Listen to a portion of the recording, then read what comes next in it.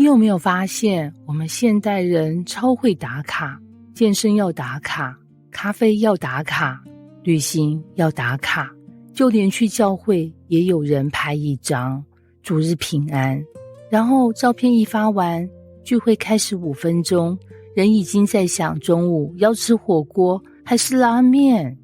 更神奇的是，有人每天靈修15分鐘，滑手機5個小時，每天禱告3分鐘，短影音300分鐘，然後開始問神啊，我怎麼還是沒有平安呢？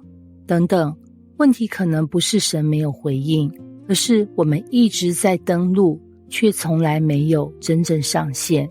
今天的以西結書46章1到15節，看起來真的很像一本宗教活動流程表。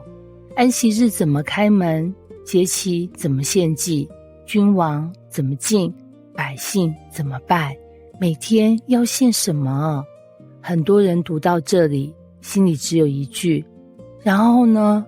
重點來了，神不是在乎流程，而是在乎人是否真的來到他面前。你有沒有注意到，經文特別注意到一件事，平日東門關着，安息日和月朔才打開。為什麼？神不是限制大家，而是在提醒人，你要預備自己。現在的我們剛好相反聚會前5分鐘才衝進教會，敬拜第1首歌還在停車，唱到第2首才找到座位，第3首才開始有感覺。奉獻時突然想到，我忘記帶皮夾。講道開始10分鐘才真正清醒。散會最快，吃飯最快，神可能會笑着說，你是來敬拜我，還是來趕行程啊？然後呢，經文又提到一個很有趣的細節，君王要從一個門進去，再從另一個方向出去，百姓也是不能原路折返。奇怪，走路還有規定啊。其實神好像在說，來見我就不要原封不動地回去。這句話太震撼了。如果每次聚會結束，我們還是原來的脾氣，原來的抱怨，原來的自私，那跟去百貨公司吹冷氣有什麼差別啊？真正的敬拜不只是來過，而是改變過。可是我們很容易把信仰變成例行公事哦。星期天聚會，星期1抱怨老闆，星期2跟同事冷戰，星期3在網絡留言開戰，星期4對家人不耐煩，星期5焦慮到睡不着，星期6瘋狂補眠，星期天再回來說，主啊，求你賜我喜樂。神說，我很想給，但你上星期領的還沒拆封。是不是很好笑？我們的人生像下載了一堆更新檔，卻一直按稍後提醒，神一直更新，我們一直延後，然後經文又一直重複，每天要獻祭，每天，不是節日才一次，沒錯，每一天。原來真正的屬靈生命不靠偶爾爆發，而靠每天累積。就像刷牙，沒有人說我今天一次刷3小時，這個月不用刷了。健身也是，不是今天跑20公里，接下來躺1個月。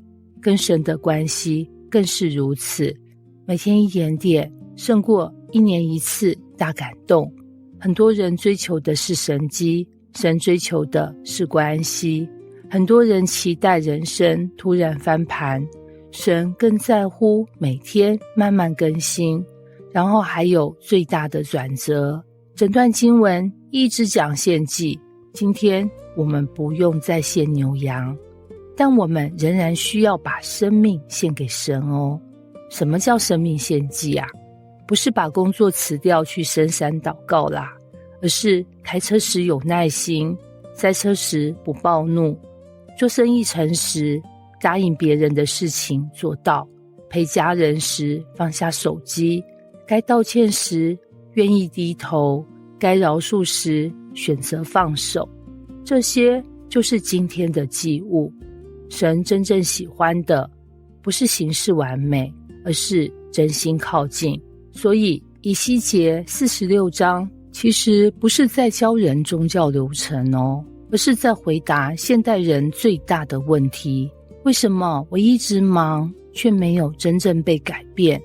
答案很簡單，因為我們常常只是完成宗教活動，卻沒有遇見神。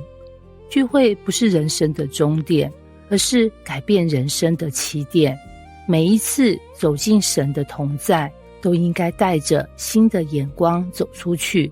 真正成熟的基督徒，不是聖經讀得最多的人，而是家人最能感受到改變的人；不是禱告最長的人，而是生活最像耶穌的人。金句：真正的敬拜不是準時走進教會，而是每一次來到神面前，都帶着更新的生命走出去。